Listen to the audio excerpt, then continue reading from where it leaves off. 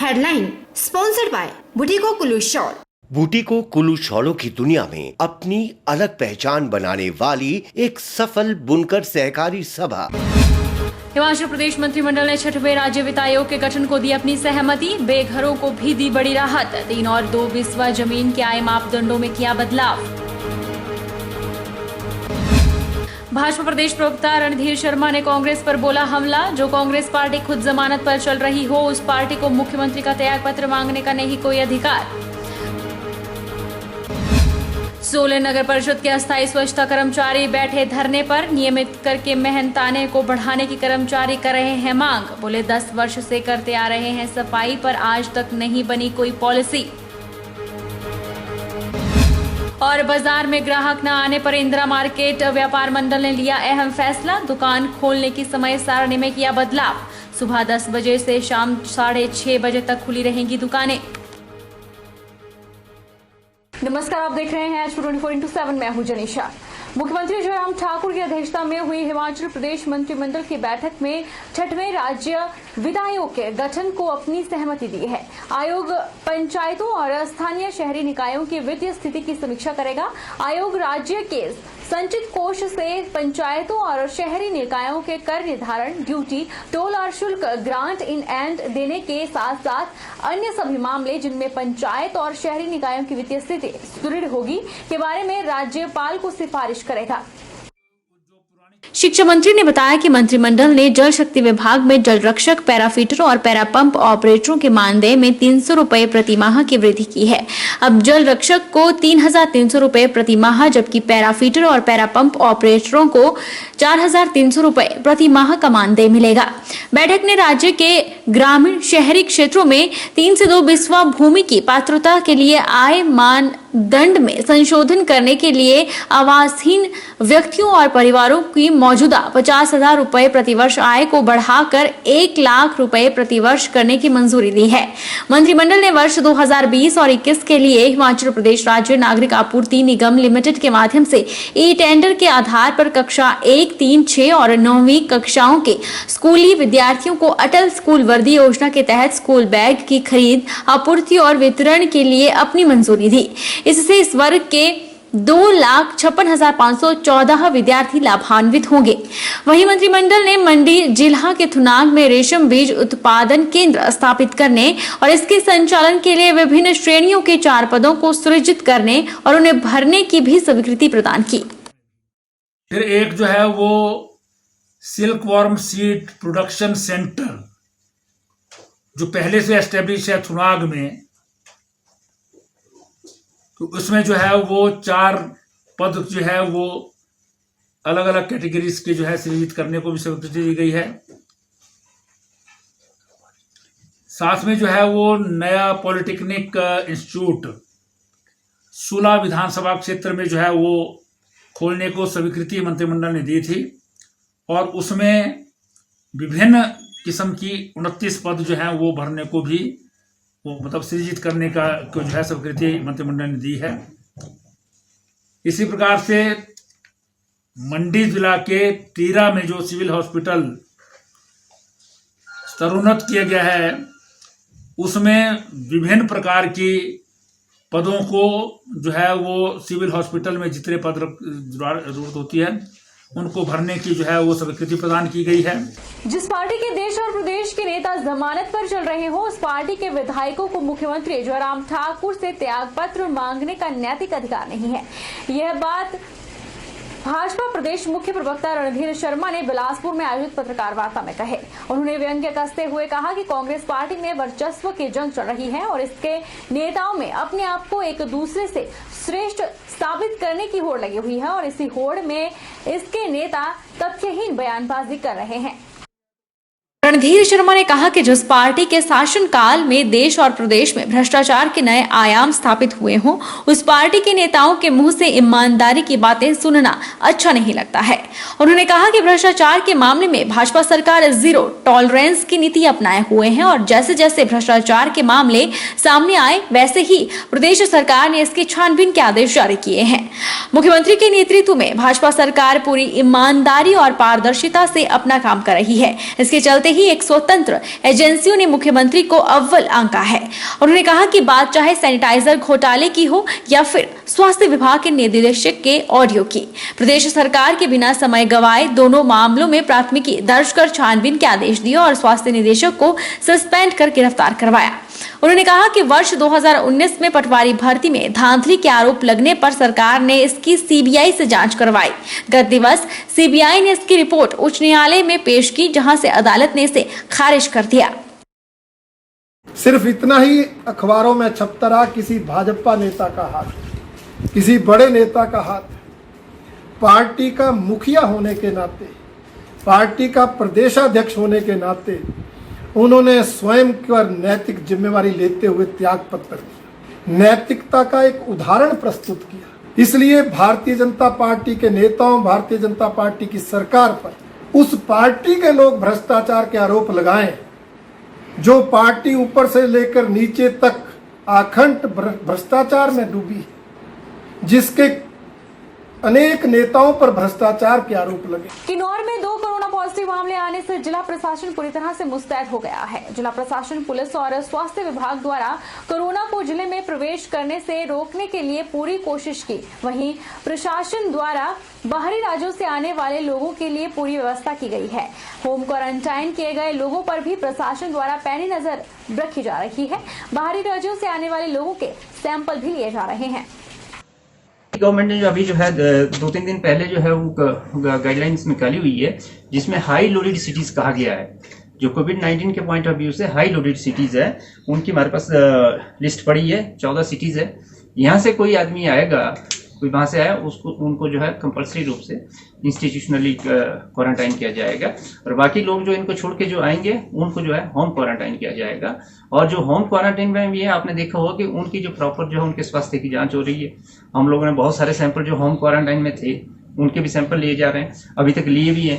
और काफी जो है सैंपल्स हमने अभी तक लिए। और विस्तृत जानकारी जो सीएमओ साहब देंगे आप लोगों की, हमने अभी तक जो जिला किन्नौर में कितने सैंपल्स लिए हैं और किस तरह से पिकअप किए हैं, और पूरा ख्याल रखा जाए। जो होम क्वारंटाइन में भी हम कोशिश कर रहे हैं कि वहां से उनके भी सभी के जो हम सैंपल लें, ताकि कोई कम्युनिटी ट्रांसमिशन जैसा कोई किसी भी तरह की लीकेज की कोई संभावना न रहे। सरकाघाट उपमंडल में विभिन्न आपदाओं से निपटने के लिए स्वैच्छिक स्वयंसेवकों की एक उपमंडलीय सरकाघाट डिजास्टर टास्क फोर्स गठित की जाएगी, जिसमें हर एक पंचायत से 8 से 10 स्वयंसेवक लिए जाएंगे, जो कि स्वेच्छा से प्रशासन के साथ मिलकर काम करेंगे। इच्छुक लोग व्यक्तिगत रूप और एसडीएम हेल्पलाइन नंबर 8629880797 पर अपना रजिस्ट्रेशन करवा सकते हैं। यह जानकारी सरकाघाट के एसडीएम जफर इकबाल ने दी। कि सरकाघाट में जो हमारे 4 नाकाज थे जहाँ पे बीएमएस में एंट्री हो रही थी, वो एंट्री अब पंचायत लेवल पे होगी। पंचायत लेवल पे हमने पंचायत सेक्रेटरी को लॉगिन दे दिए हैं। तो बीएमएस मंडी में जो एंट्री है, मेरा आप सबसे निवेदन है कि जो भी बाहर की स्टेट से आ रहा है वो प्रधानों के माध्यम से और पंचायत सेक्रेटरी को अपना ज़रूर बताए, ताकि वहाँ पे एंट्री हो सके। दूसरा मैं बताना चाह रहा हूँ कि हमने एक इनिशिएटिव शुरू किया है, डिज़ास्टर टास्क फोर्स सरकाघाट। उसमें कोई भी, हम चाह रहे हैं कि वॉलंटियर्स आएँ हर पंचायत से। तो हर पंचायत से हम एक्सपेक्ट कर रहे हैं कि एटलीस्ट 8-10 वॉलंटियर आएँ। वो खुद अपना रजिस्ट्रेशन करा सकते हैं हमारे एसडीएम हेल्पलाइन नंबर पे, या खुद भी पर्सनली मैनुअली या व्हाट्सएप से मैसेज करके वो कर सकते हैं। और तीसरा मैं ये कहना चाहूँगा कि 1 जून के बाद ये ज़रूरी हो गया कि लोग अपनी पर्सनल हाइजीन का ध्यान और ज़्यादा रखें, और जो भी बाहर से आ रहे हैं वो अलग कमरे में रहें और सैनिटाइज़र वगैरह का यूज़ करते रहें, ताकि हम जो कोरोना के वायरस का जो है चेन ब्रेक कर सकें। सोलन नगर परिषद के अस्थायी कर्मचारी अपनी मांगों को लेकर उपायुक्त कार्यालय के बाहर अनिश्चित काल के लिए धरने पर बैठ गए हैं। 120 सफाई कर्मचारियों की मांग है कि उन्हें नियमित करके उनके मेहनताने को बढ़ाया जाए, ताकि वह अपने और अपने परिवार का उचित पालन पोषण कर सके।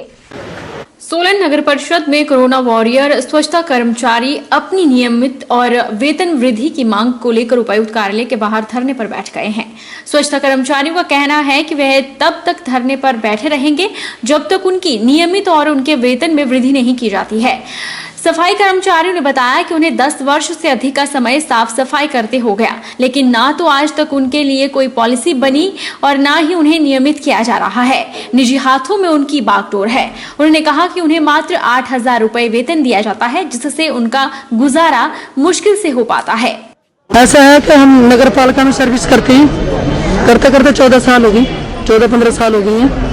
ना तो हमारे को डेली वेज पे कर रहे हैं और ना ही हमारी मांगे पूरी कर रहे हैं। जब हम मांगे पूरी करने को बोलते हैं कि हमारा कुछ हमारा करो, तो सीधा कहते हैं कि जी बाहर जाइए, आप दूसरे बंदे रख लेंगे। तो इसका मतलब सर हमारी कोई वैल्यू इज्जत नहीं है। और दूसरी बात यह है कि हमारे को 8,000 सैलरी देते हैं, ये 8,500, उसमें हमारा दूध भी है, पानी भी है, राशन भी है, लेना भी देना भी। तो सर इसमें हमारा गुजारा कैसा होएगा? वहीं स्थानीय निवासी और सामाजिक कार्यकर्ता मनोज रघुवंशी भी इन कर्मचारियों की मांग को लेकर धरने पर बैठे हैं। मनोज रघुवंशी ने बताया कि इनकी मांगों को पूरा किया जाना चाहिए। सफाई कर्मचारी उन कोरोना योद्धाओं को सोलन नगर परिषद के अधिकारी जो हैं वो अज्ञानी और अनपढ़ बोलकर जो हैं अपमानित कर रहे हैं। हम कड़े शब्दों में ईओ साहब के इस बयान की निंदा करते हैं जो उन्होंने कल प्रेस में दिया कि ये लोग अज्ञानी हैं, ये लोग अनपढ़ हैं। तो मैं उन्हें कहना चाहूँगा कि आप जल्द से जल्द अपने जो ये शब्द हैं ये वापस लें, जहां एक और समाज के सभी वर्ग इन कोरोना वॉरियर्स को सम्मानित कर रहे हैं, वहीं सोलन नगर परिषद हमेशा की तरह इस समय भी जो है राजनीति में फंसी हुई है और अपने ही कर्मचारियों को जो है अज्ञानी और अनपढ़ कह रही है। कोरोना महामारी देश भर में फैल चुकी है। वहीं इस महामारी से देश भर में हजारों लोगों को अपनी जान गंवानी पड़ी है। इस महामारी से निपटने के लिए पुलिसकर्मी, डॉक्टर, सफाई कर्मचारी और अन्य कोरोना योद्धा महत्वपूर्ण भूमिका निभा रहे हैं। वहीं प्रदेश भर में पंचायतों के चौकीदार भी क्वारंटाइन सेंटरों में समय समय पर अपनी सेवाएं दे रहे हैं। बुधवार को पंचायत चौकीदार संघ का एक प्रतिनिधि मंडल डीसी कुल्लू ऋचा वर्मा से मिला और चौकीदारों को स्थायी करने और कोरोना वायरस के दौरान ड्यूटी में आ रही दिक्कतों के बारे में बताया।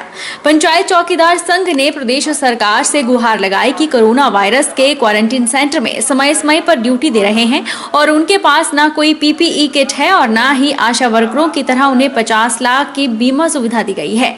उन्होंने सरकार से मांग की कि वे उन्हें पीपीई किट और 50 लाख का बीमा सुविधा दे ताकि वह और उनका परिवार भी सुरक्षित रहें। वहीं लंबे समय से चौकीदार सरकार से स्थायी नीति और नियमित करने की मांग कर रहे हैं, लेकिन सरकार ने अभी तक कुछ नहीं किया।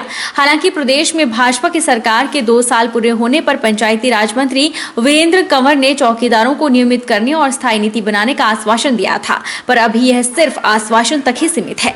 पंचायत चौकीदारों का कहना है कि जल्द ही स्थायी और नियमित करने की नीति न बनी तो प्रदेश के सभी चौकीदार सचिवालय का घेराव करेंगे। हमारी जो प्रमुख जो डिमांड है, जैसा कि सरकार द्वारा हमारी ड्यूटी लगाई जा रही है, कोरोना जो वायरस चला हुआ है उसके तहत हमारी सरकार से ये डिमांड है कि जैसे ही कि हमारी चौकीदार की ड्यूटी लगती है तो हमें भी जो है किट मिलनी चाहिए जिससे अन्य आदमी को मिलती है।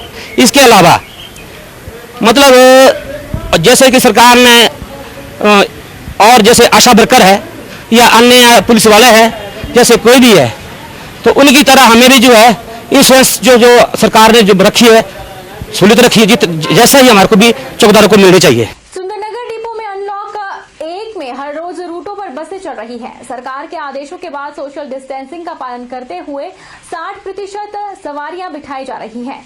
सुंदरनगर के दूरदराज इलाकों सेरी कोठी, बतवड़ा, करला, तातापानी, शिमला रूट्स पर बसें चल रही है, लेकिन अभी कमाई के हिसाब से 40% से कम ही सवारी मिल पा रही है। हालांकि सुंदरनगर के डिपो की कमाई दिन के 6 लाख से ज्यादा होती थी, जो 60,000 तक सीमित रह गई है, जबकि सुंदरनगर के सभी 70 के करीब रूटों पर बसें सैनिटाइज करके भेजी जा रही है। सरकार के दिशा निर्देशानुसार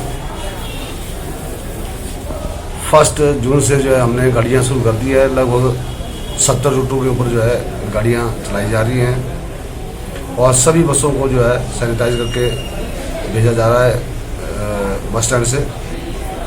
साथ में बस स्टैंड पे और बस में जो है प्रॉपर सोशल डिस्टेंसिंग का जो है पालन किया जा रहा है। वक्त तो चला है छोटे से ब्रेक का, ब्रेक के उस पार फौरन लौटेंगे।